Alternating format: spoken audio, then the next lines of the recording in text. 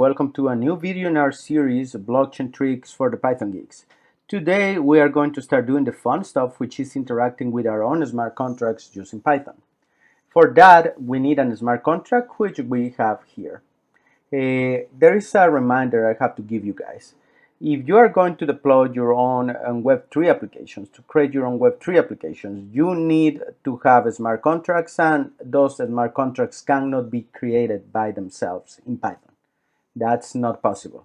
The smart contract layer, you have to program it in a smart contract language. Solidity is one for the Ethereum network. Cardano has their own language that they are deploying for their own network, and that is the way it works. When you are working with a Polkadot, you have to do it in another language. So that's the way it works. You cannot do this part in Python directly.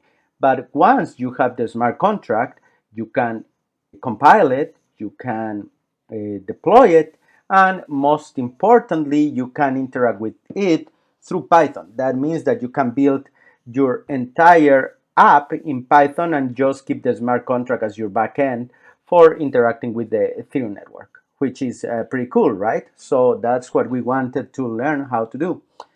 Now we have our Solidity contract here. This is a very simple contract, and it's a guess the number game.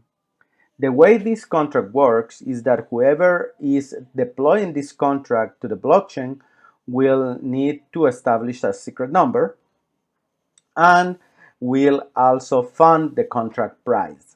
That price is the one that is going to be delivered to whoever gets the number correctly. And then people can play by calling a function, interacting with the contract, sending a number, and if their guess is correct, they will win the entire amount of ETH that is deposited into the contract. But if they don't guess correctly, guess what? They will lose the 1 ETH that they need to pay to use that function. That is basically the cost to play. Now, in order to interact with this one in the Ethereum network or in the mock Ethereum network that we have built in ganache, we need to deploy it, and to deploy it we need to compile it. The deployment stage is what this video is going to be about. We are going to deploy this contract to the Ethereum network that we have locally in ganache through Python.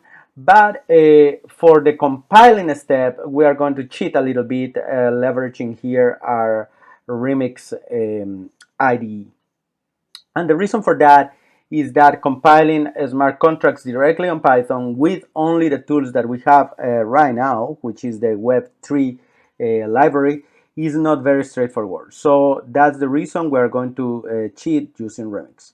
We need to get two elements after this contract is compiling Remix. So we're compiling now, and we get to fetch those two elements. The two elements that we need to fetch are the ABI, which is the description of the contract, as you might remember from our previous videos, and the bytecode. And the bytecode is the binary body of the contract. It's basically the contract in machine language. So we are going to do the following. We are going to go to this Web3 deploy, and we're going to copy these two things. We're going to copy the guess number contract, which contains a description of the ABI here. And let's copy that one. We're going to go to our Visual Studio Code. Here we have our .m file, and we're going to create the following variable. We're going to create contract ABI, and this one is going to contain these things that we copy, but we have to still do a little bit of housekeeping, which is eliminating this semicolon here and this parenthesis. And at the beginning we need to do exactly the same, but not only the parentheses, but we also need to erase all of these elements that are over here. And that's it. We have our ABI there. Now, the other thing that we need to add is our bytecode. So we're going to add it as contract bytecode. And this is the contract body, but in machine code. So let's go back to Remix and get it. That one is over here where it says data. Let me do it again. So we pick exactly what we need. That's what we need. So we go back here and we copy that one's bytecode. Here we have it, guys. We have the two elements that we need. We are going to continue creating our datem file then. For creating our datem file, we need the following elements. We need two private keys to interact with the contract, and the Ethereum addresses of two of the users of our Ethereum network here. So let's go to Ganache. Here we have a brand new Ganache environment. Let's copy address 1, and let's go back to Visual Studio, and then paste that one here. So we have address 1. We are going to also copy address 2, which we have around here, and we copy that one here. That's the second address, and we needed two private keys to sign transactions. And let's verify that we get the first private key, and go back to Visual Studio Code, and we copy in private key 1, and we go to the Ganache environment to copy the second private key. Remember that this is just because we are in a development environment. This is something that you should not expose in production, and you never have to give access of your private keys to anyone. Then that's it. So we have our .m file. Exciting. So we already created our environment variables file, and we are going to start coding our interface to our contract, which is basically right now the action of deploying it. We are going to do something very quick, which is just the scaffolding. So let's do it together. We're going to do it from the get-go very fast. This is something that we have done in a couple of videos already. So let's do it fast. Import OS. This is for our environment variables sake. Then we have import JSON because we have some JSON things that we need to import. Later on, we need to use a JSON loads. We have to do the from datem, which is here, import load.m. Then we have to do the from web3, import web3. So these ones are the libraries that we need to use. Now let's do load.m, which is the loading of our environment variables. Let's define our node provider, which is a local node provider right now. So we have node provider local, and then we have web3 connection equal to web3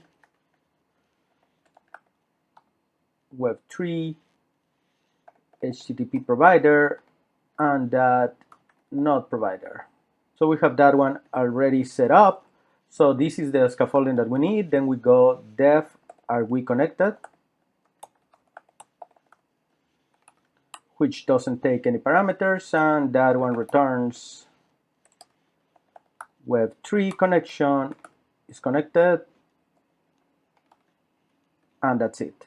Now we're going to check that we are connected and check that all the scaffolding works. Python, then we import our module, and there's something that is not working, and we have OS environment not working, and that's because of this. We forgot to add an equal here. Then let's clear it up, let's exit, clear, and let's do it again. Import our module, and then we have another error here, which is another syntax error. Let's do it, Python, then import our module. We are important, and are we connected? Are we connected? Let's just write it down. Are we connected? True, we got it. So we can just exit right now, and then we clear it up. Now we need to do the actual deployment of the contract. So for that, we're going to do contract av equal JSON loads, and this is an environment variable as well, that is OS environment.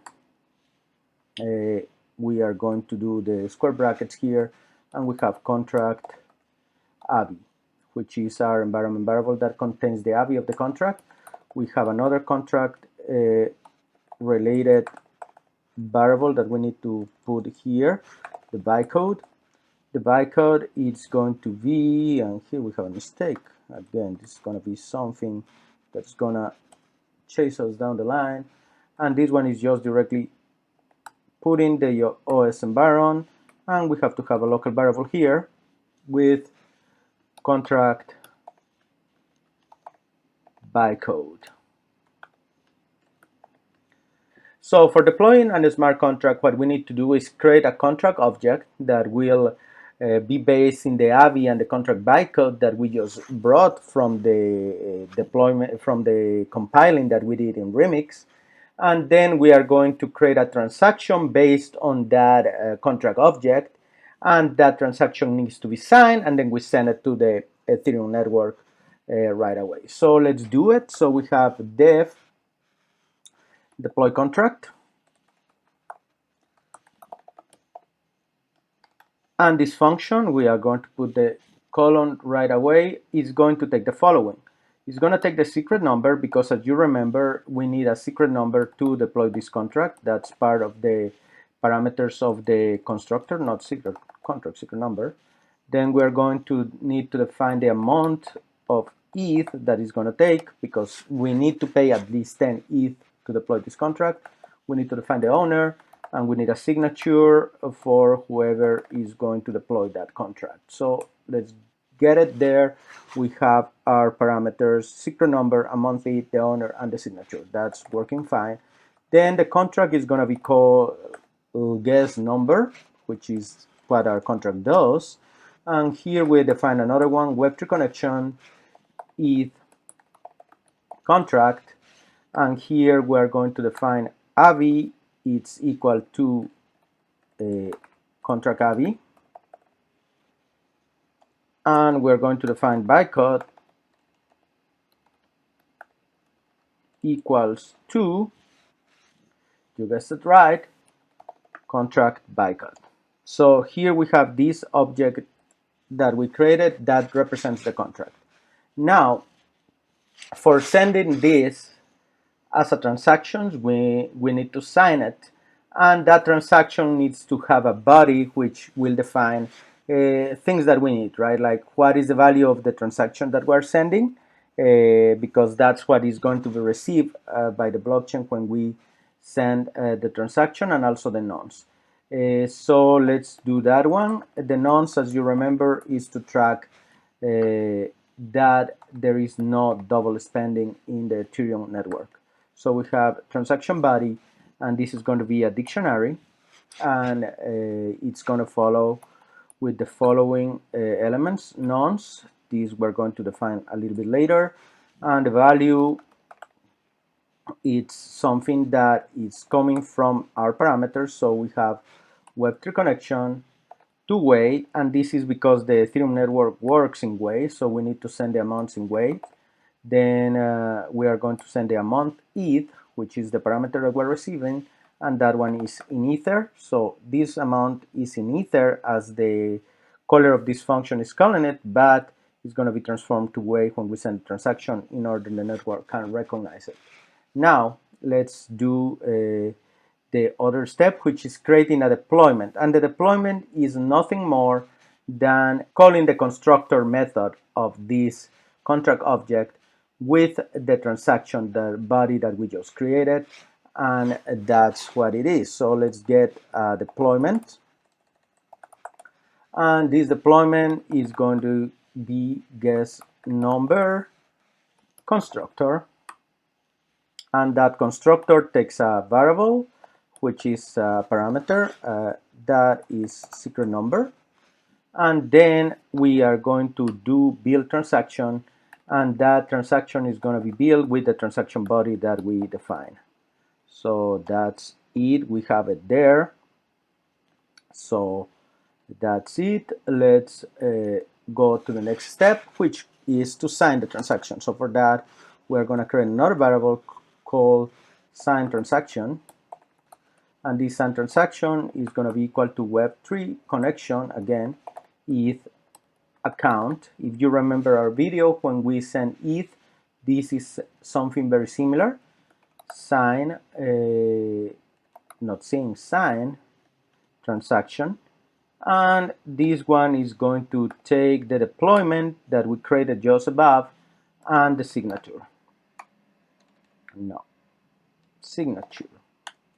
We have a signed transaction, and what we need is just to send it to the Ethereum network. So we do web3 connection, ETH, send, and raw transaction. And then what we're going to send is the signed transaction that we created above in a raw transaction format. And that's it. We could do this like this, but we want to return something. We want to return the hash if we are successful. So we're going to do result equals to this. Then we are going to do return result. And this is the end. I think we have everything that we need. Oh, I almost forget something. We need to actually send the nonce, and for that we need to create another function. So we're going to create a get nonce, and this get nonce contains the ETH address, or takes an ETH address, and will return what is the correlative of transactions that have been sent from that ETH address, which is the nonce that we need to send when we send a transaction from a specific address. If you have questions on that, go back and review our video on sending Ethereum through Python. So we are going to get transaction count from the address that we're taking as parameter. That's it. Now we are going to define the nonce. It's going to be the same as get nonce, which is the function that we just created, and we are going to get that from the owner, which is whoever is creating the contract in the blockchain. So that looks good. I think that looks good. Testing time. Let's start. So we go Python.